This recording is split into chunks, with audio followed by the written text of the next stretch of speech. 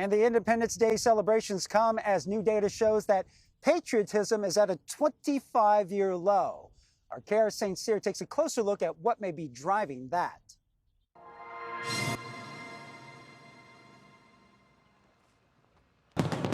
This July 4th will be a milestone celebration for the United States.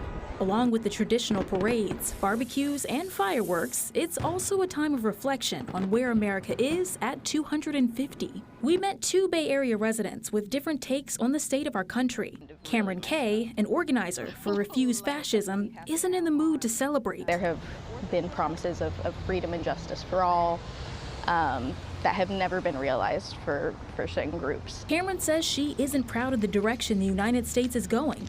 In fact, she's disappointed. I think for a pretty big majority of people, it's this constant bad news in a way, like this constant seeing these rights that have been so hard fought for just being overturned. In fact, a new study from Gallup polls shows that U.S. patriotism is at a 25-year low, with only 33% of the country saying they're extremely proud of it, a significant dip from 55% in 2001. The last 25 years, there's been a lot of skepticism about the United States that's played really well in pop culture and politics. Nolan Higdon, a political studies professor at UC Santa Cruz, says the reason for the drop in patriotism is varied, but the political divide is a big part of it. A lot of folks are frustrated with how their lives are going right now, particularly economically. Meanwhile, we're struggling in foreign conflicts, such as the one with Iran. And I think there's just a lot of things like that going on that are building skepticism amongst people. And Higdon says President Trump's political rhetoric doesn't help. Donald Trump has really, and the MAGA movement, have really ran on a message that the country is being stolen from people and that institutions are corrupt, whether it be the news media, the political class, science, academia.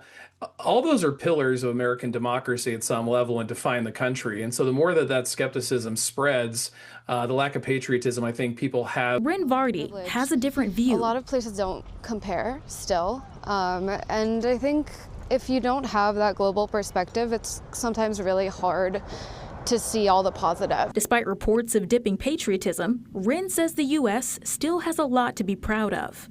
You get to keep working, you get to vote and vocalize what you want to see in the world, and this is one of those very rare places on earth where you actually get to make that happen. And regardless of where anyone stands on the spectrum, celebrations will go on as the country rings in 250 years of independence.